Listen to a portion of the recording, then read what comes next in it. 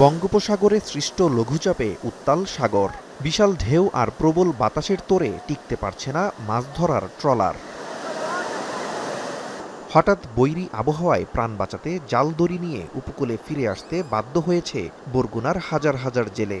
পাথরঘাটা সহ উপকূলের নদ নদীতে এখন শুধুই নোঙর করা ট্রলারের সারি। মাছ ধরার দীর্ঘ নিষেধাজ্ঞা শেষে এমনিতেই ধার দেনায় জর্জরিত জেলেরা ভেবেছিলেন ইলিশ ধরে এবার ঋণ শোধ করবেন, কিন্তু মৌসুমের শুরুতেই এই দুর্যোগে চরম দুশ্চিন্তায় তারা। ঋণ আছে, এই যেমন মালিকের দোকানে দাদন নেওয়া আছে, কিস্তি ছেড়ে নিয়ে আছে। 5 লাখ 6 লাখ টাকা খরচ যাই, এই বেশি 50,000 60,000। আমরা অন্তত যাবো, কোনো গতি নেই। আবহাওয়া খারাপ হয়ে গেছে, উঠিয়া লাগছে। টাঙ্গে মাছ না থাকলে তো ধরা যায় না, বন্যা বলো তো আর থাকা যায় না, ঠিক আছে, উঠিয়াও লাগে। এবার তো বাজারঘাট লস আছে অনেক মেলা। দুর্যোগপূর্ণ আবহাওয়ায় সমুদ্রের বেশিরভাগ ট্রলারই এরই মধ্যে তীরে ফিরেছে বলে জানিয়েছে জেলা ট্রলার মালিক সমিতি। যারা এখনও গভীর সাগরে রয়েছে তাদের সাথে যোগাযোগ করে দ্রুত নিরাপদ আশ্রয়ে ফেরার নির্দেশনা দেয়া হচ্ছে।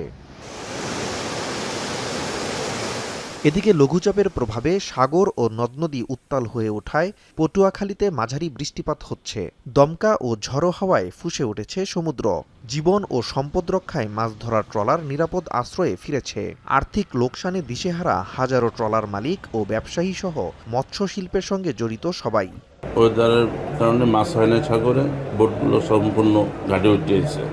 এতে আমার 5টা বোটে প্রায় 20 লাখ টাকার মতো লস হয়েছে। ট্রলারগুলো অনেক লোকসানের শিকার হচ্ছে এবং মৎস্য ব্যবসায়ী যারা আছে তারাও দিনে দিনে বিভিন্নভাবে তারা ঋণগ্রস্ত হয়ে পড়ছে। অন্যদিকে উজানের ঢল ও প্রবল বৃষ্টিতে পানি বাড়ছে কুষ্টিয়ার পদ্মা গড়াই নদীতে।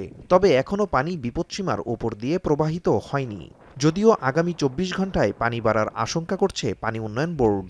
ইন্ডিয়াতে অনেক জায়গায় বৃষ্টিপাত হচ্ছে এবং অনেক জায়গায় পানির তীব্রতা অনেকটা বাড়ছে। এখন যেহেতু তাদের পানিটা আমরা ডাউন স্ট্রিমে, সেই ডাউন স্ট্রিমে থাকার কারণে আমাদের পানিটা বিভিন্ন নদীতে আমাদের পানির তীব্রতা বাড়তেছে।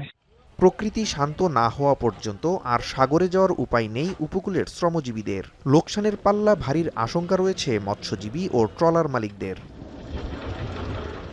নাজমুস সাকিব, সামি, এখন।